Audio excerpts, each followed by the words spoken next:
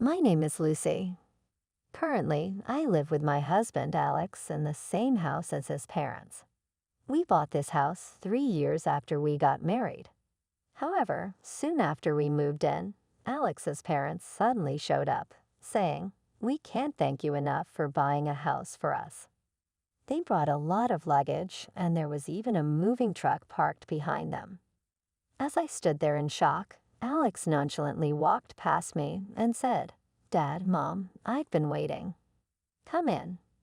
Alex's mother said to me, "Lucy, we're counting on you from now on," and proceeded into the house. Seeing the amount of their luggage, I felt they intended to live here, so I quickly asked Alex what was going on. In response, Alex said, "What's so strange? We bought this house to live with my parents, so I brought them here." I was shocked. I had once mentioned the possibility of living with my parents to Alex, but I had never touched on the subject of living with his parents. Moreover, why did the situation of living with his parents suddenly arise? I was terribly confused. Living with my parents was also a plan for the future, not something immediate. Why did Alex invite his parents without discussing it with me? I asked Alex this when I saw his parents starting to bring their luggage into the room. He seemed to understand that he hadn't discussed living together with me, scratching his cheek and saying, well, if we're going to live together, I'd rather it be with my own parents. Otherwise, wouldn't your parents take over this place?" I was so surprised that I just replied, "Huh." When I had talked about living with my parents, he had agreed. But perhaps he had agreed then just to avoid a confrontation with me. And by inviting his parents first, he prevented my parents from moving in. What are you really thinking? You agreed before when I said my parents would eventually live with us, but now you suddenly brought your own parents. Are they really going to live here? I've been thinking a lot too, but you didn't wait for my response and rush for an answer, so I couldn't say no at that moment. I didn't rush you at all. I just asked for your opinion. I wanted to live with my parents. Then you should have made that clear when I brought up the topic of living together. Stop acting like a child. Living with Alex, I've realized that he has a very childlike personality. Whenever I do something, he comes over, curious, asking, "What are you doing?" Maybe children are easier to deal with. If a child shows interest in household chores, you can suggest one to try, and they might engage. But Alex asserts, housework is not a man's job. I thought that dealing with a childish adult might be more troublesome than an actual child. Apparently overhearing our argument, my mother-in-law started keeping her distance, advising, "Lucy, you might feel dissatisfied over trivial matters between husband and wife, but some compromise is necessary." I sensed a demand in her words. My in-laws seem to view me merely as an appendage to their son. If they think I'm just an accessory making a fuss about not wanting to live together, her behavior makes sense. From my perspective, Alex is the accessory, but they don't seem to see it that way. My mother-in-law was eager to help with household chores, but their attitude was grating on my nerves. This situation continued, and as I pondered how to respond to their attitude, Alex's sister, Kate, visited. Kate is 5 years younger than me, already married 3 times, and currently living with a new husband. When I returned home, Kate was already there. "Welcome back, Lucy. I heard about it. You stood up to my brother and tried to kick our parents out of this house," she said. I was shocked and looked sharply at Alex sitting beside me. Why would Alex tell such a lie? Is it to make me look like the enemy? Alex wilted under my gaze, averting his eyes. If he feels awkward, he shouldn't have chosen words that blame me in the first place. Then Kate, who had been observing, stood up as if to protect Alex. "Lucy, if you're going to make such a face, please leave. Just as I heard, you are a demon wife. It's bad for prenatal education to have you around." Being suddenly told to leave, I was confused about which part of the house she was referring to. For a moment, I thought she wanted me to leave Alex's room where he was enjoying conversation with his sister. Kate didn't seem to understand the gravity of the situation, stroking her belly and continuing. I'm planning to give birth in my hometown, so Lucy, I don't want you in the house at least until my child comes into this world. Confused, I replied, what do you mean? Kate smirked. Wow, Lucy, that face is scary. No wonder my brother avoids you. You might be close to getting divorced. She was teasing me, enjoying the discomfort. When I looked towards Alex, he avoided my gaze, looking down. Even if the other person is a dear sister, anyone would stop her from criticizing their wife. However, just as Kate pointed out, maybe Alex was getting tired of me. But being told such things made my interest in him wane even more. I couldn't forgive him for inviting his parents to live with us without my permission and for speaking ill of me to his parents and sister. His attitude belittled me. Why should I continue to treat such a person with affection? My feelings for him were growing cold. And since there's no room, I'll be using your room. Please organize your belongings now, Kate continued, turning to Alex. Big brother, say something too. It's been hard for you because of the demon wife, right? Alex hung his head at Kate's words, but stood up, pulled up by her forceful hand. Prompted by her, he gave a strained smile and said, my important sister is going to give birth here, so we don't need you. You can sleep on the streets or something. Reflecting on the 3 years of marriage, I took a deep breath and replied, all right. Kate exclaimed with joy, raising both hands. Really? I'm so happy. Alex let out a sigh of relief as I didn't respond with anger. However, in my heart, I decided to give appropriate punishment to Alex, Kate, and my in-laws. One evening during a family dinner, I presented Alex with divorce papers. His face was a picture of surprise. Sign the divorce papers. You want me to leave this house, right? If you don't sign, I'll stay here. Kate chimed in, Big brother, why don't you sign? But in the end, I think Lucy won't file them. I often use that trick too. Get them to sign, and if you don't want a divorce, just follow along. It seemed Kate had used these papers in the past to manipulate situations to her advantage. Such a person is bound to be divorced, I thought, but she seemed oblivious.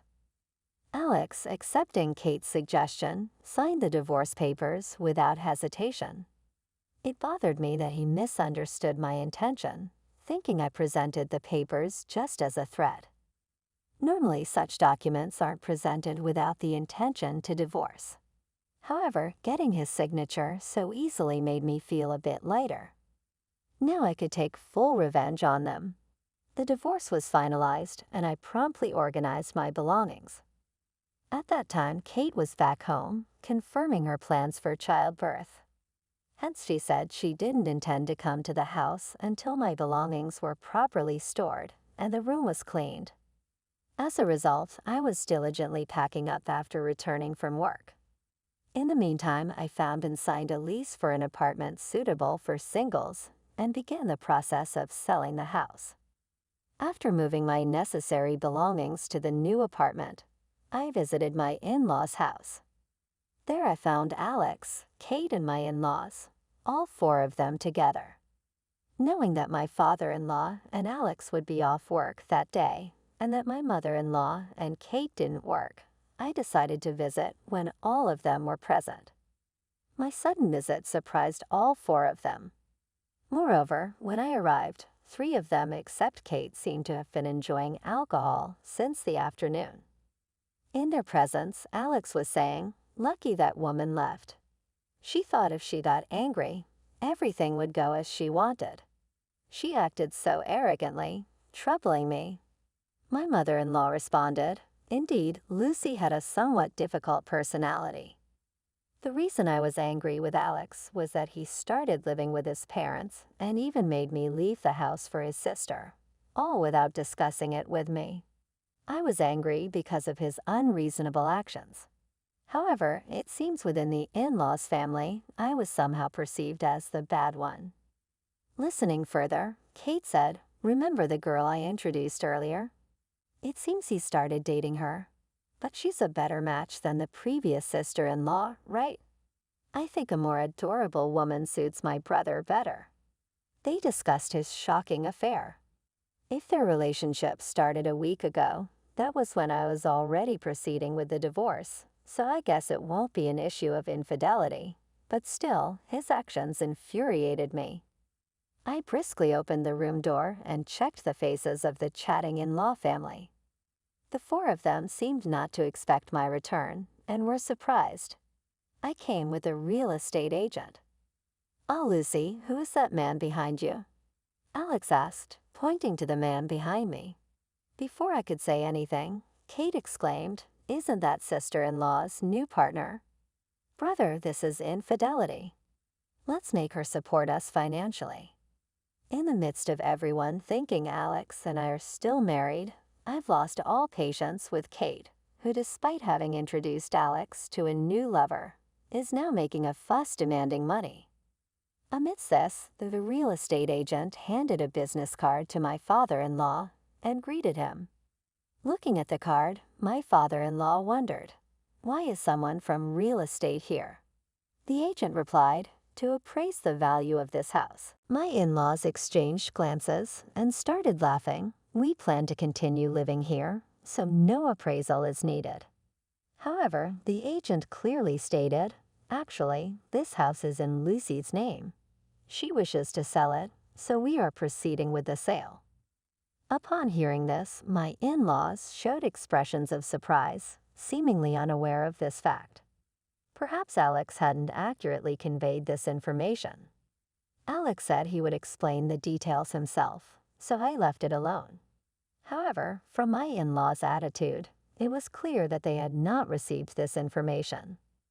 They seemed to think I was just a burden and that Alex was supporting me by buying this house. I plan to explain the truth about the house's ownership and financial aspects to Alex and his parents if the situation didn't improve after a while. However, before I could explain, Alex's sister Kate appeared and kicked me out of the house as the owner. Therefore, I judged the dialogue with this in-law family became difficult and decided to take direct action. That action was to find a new home for myself, complete the move, and then promptly sell this house. Alex seemed to take Kate's words at face value and was complacent, thinking I wouldn't divorce. Seeing Alex's surprised face, I sighed inwardly. Since I, the owner, was kicked out of this house, it makes sense to sell it. But this residence is mine as well, and since we're married, it's also yours right now. My parents and sister are living here too, Alex said. So what? Whether you or your family are here, it's irrelevant to me. Besides, we divorced quite some time ago. You signed the divorce papers, right?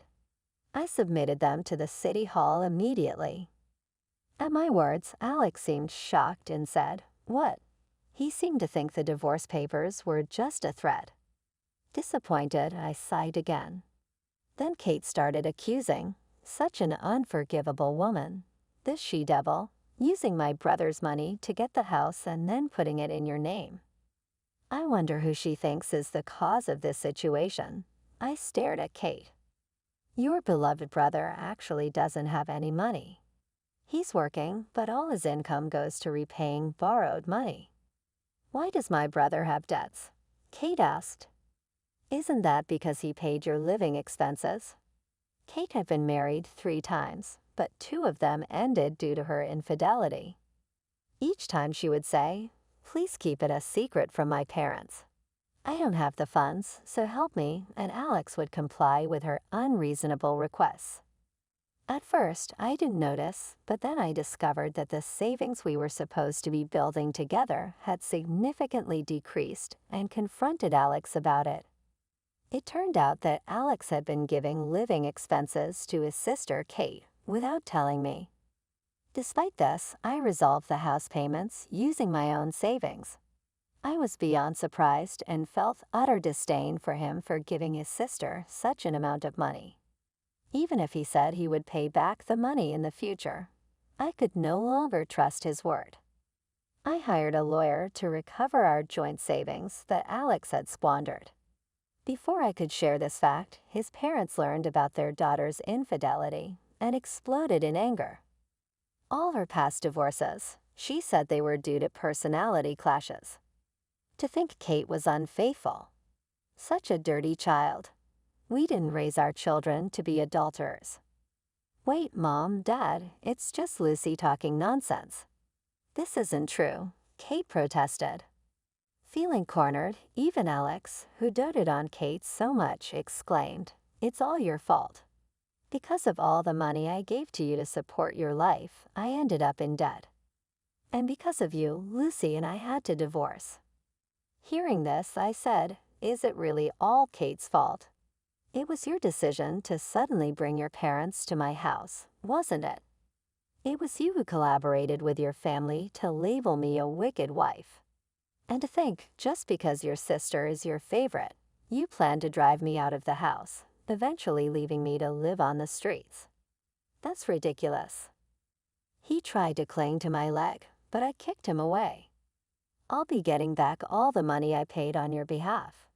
Prepare yourself, I'm coming with my lawyer tomorrow." With that, I left the house. While we were talking, the house valuation was completed. Fortunately, it looked like the house would be sold as I hoped. The next day, when I showed up with my lawyer and explained the list of expenses he had wasted, his parents, looking at it seriously, said, "So much money existed. Yet because of Kate's actions." They glared sternly at Kate, who was in the corner of the room. It seems his parents came to the house, believing Alex's words about taking care of things from now on. But Alex's lies and Kate's adulterous actions had destabilized their retirement life. And they were furious. Alex incurred additional debt after that.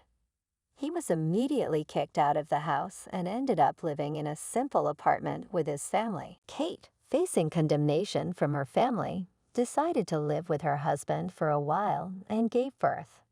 However, since the child's hair color was clearly not her husband's, she was kicked out of that house as well. It was difficult for Kate to raise her child properly, and the child was placed in an institution. Kate, with nowhere to go, seemed to have no choice but to return to her condemning family. It seems she is still being asked for money by Alex. But I am free. I am enjoying my independent life and considering trying something new in the future. My name is Lindsay. I'm a 29-year-old company employee. And this year, despite getting older, I met Jake, a year older than me, through friends, and we decided to marry 6 months after we started dating. Jake, who made a name for himself in tennis during his student days, is an active person who continues to play tennis even now. As I was in the tennis club during my student days, we immediately found common ground together. Once we started dating, we would often play tennis together on the weekends. One day, after our date, Jake proposed to me, and we decided to get married. It's been almost 3 years since we got married. We don't have children, but we bought an apartment after getting married, and have been living together ever since. Both of us work, and while we aren't struggling financially, we can't say that we're wealthy either. We're living a happy life. However, something happened that shattered my peaceful days. One day, Jake suddenly asked me to come to his parents' house. Surprised, I hurried there to find Jake, his parents, and an unknown woman waiting for me. As I struggled to understand the situation, Jake suddenly knelt down and said, "Lindsay, I'm truly sorry. The truth is, I've been involved with this woman here, Olivia. Last week, we found out that Olivia is pregnant. I feel responsible for her and the baby, so I think it's better that we separate. I'm sorry, but I want a divorce." Jake shocked me with this revelation. Exposed to his infidelity, the pregnancy, and faced with his demands for divorce, I was stunned. That was when my mother-in-law spoke to me. Lindsay, please forgive Jake. Yes, he cheated, but the problem lies with you too. You and Jake weren't really a good match from the beginning, so I'm sorry, but please forget about him. My father-in-law added, Olivia's father is an executive at a major company, a man in a totally different position from someone like your poor father. I think you know who's more suitable for our son. I couldn't believe it. Jake's father belittled not only me but also my father too. Normally, parents would put the blame on their son for cheating, but Jake's parents didn't seem to think that way. Instead, they seemed to think it was natural for us to divorce, and that their son had done nothing wrong. I took the divorce papers and said, I understand what you all want to say. Being with people who have such warped thoughts might affect me too. I'm shocked at how you make it seem like I'm the villain, despite Jake's infidelity. Don't worry, I'll file these divorce papers myself. I'll leave the rest to a lawyer. And with that, I quickly left the scene. As I left, my father-in-law mockingly said, a poor person hiring a lawyer. What a waste of time and money when she doesn't even have any. She shouldn't bite off more than she can chew. Ha! Ignoring him, I left his parents' house and immediately went to City Hall to file the divorce papers. At least I was able to end my marriage with Jake. The next day, surprisingly, Jake and Olivia came to my apartment. Seeing me, Jake said, Oh, you're still here. You haven't even packed your things. You're taking your time, aren't you? Hearing this, Olivia also looked at me curiously. I was furious at Jake's words. What are you talking about? You're the one who should be taking it slow. This is my house, so you should be the one to leave.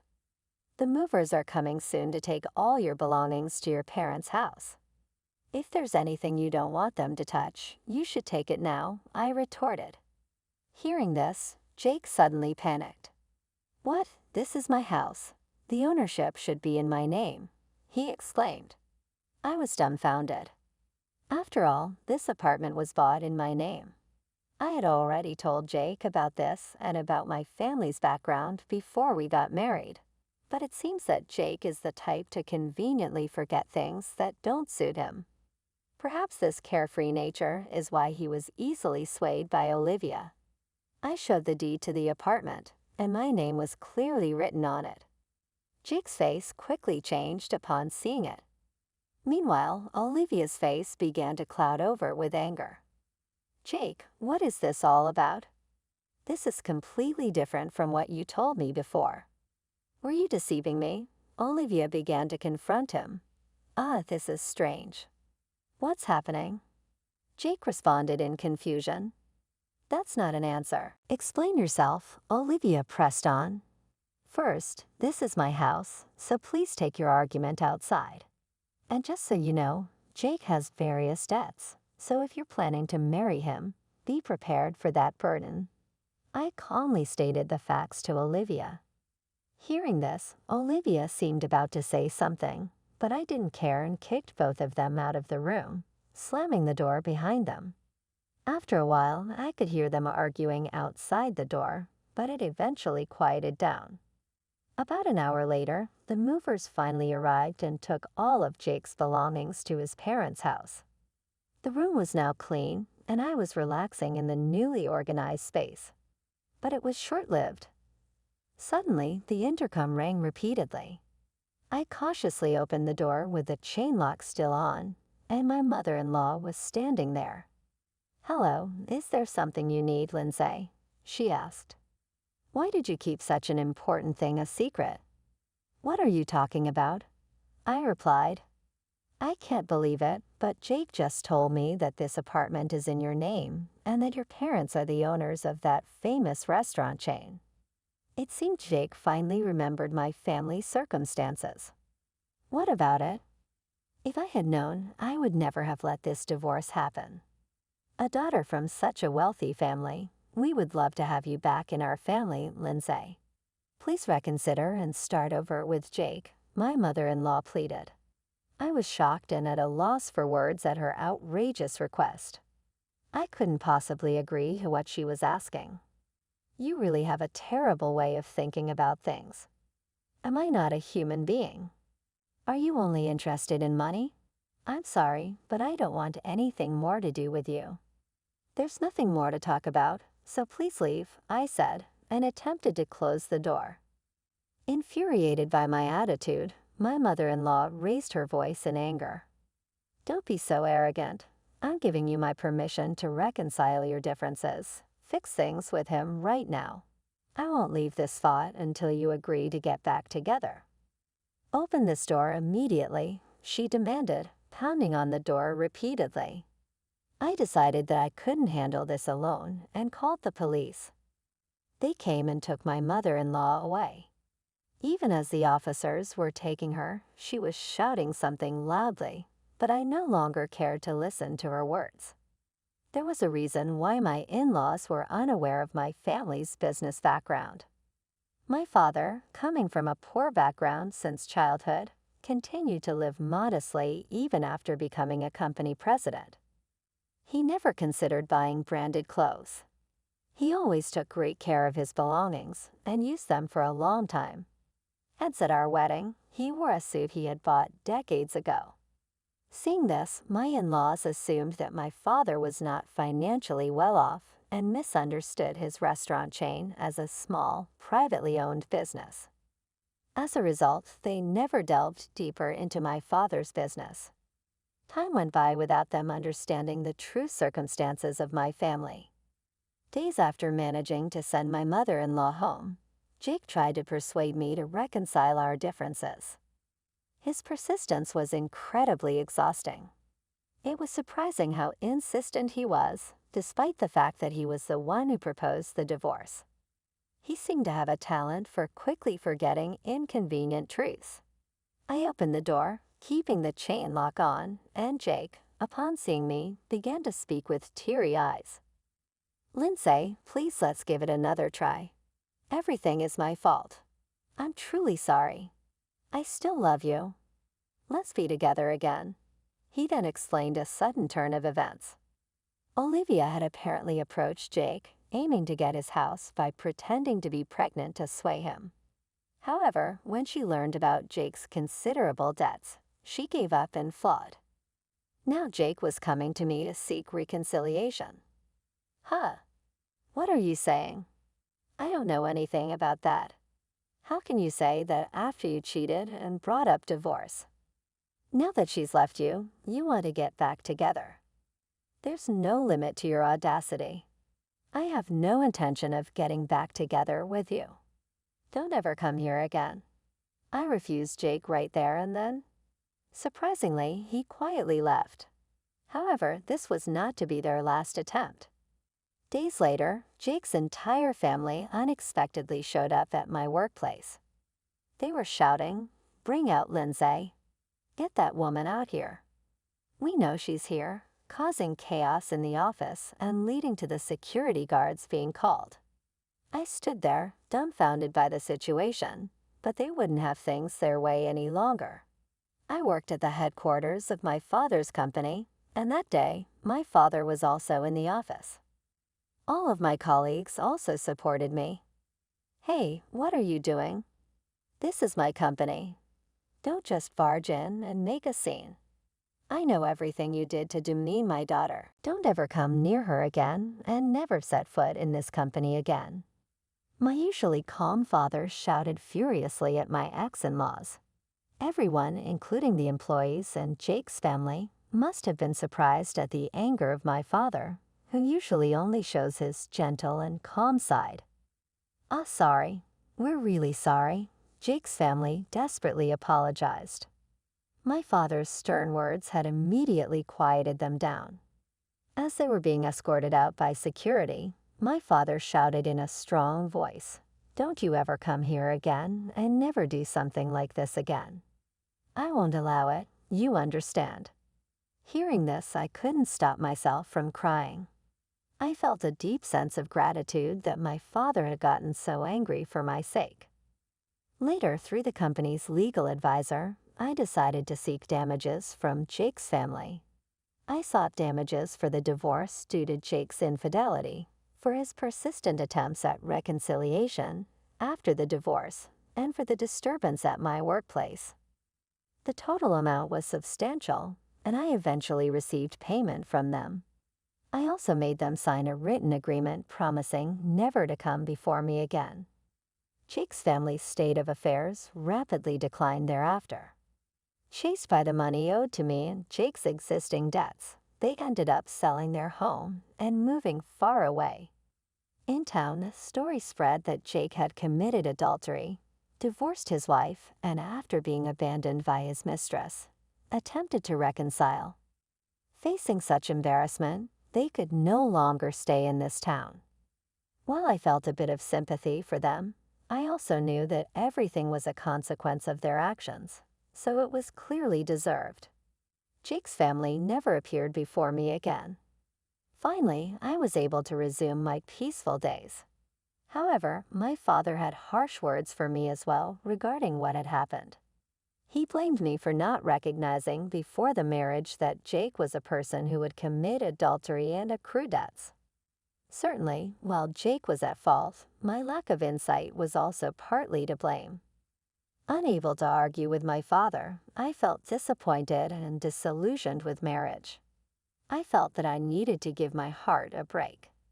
However, about a year later, I decided to marry my colleague, Matt. Matt was sincere and earnest in his work, trusted by everyone.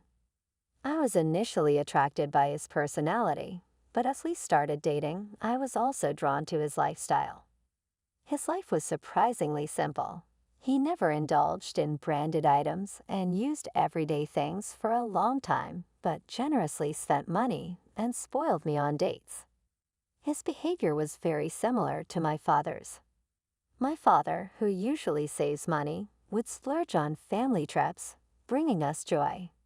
I deeply loved and respected my father. Realizing Matt's actions were similar to my father's, I felt that I could be happy with him in the future. Therefore, I decided to marry Matt.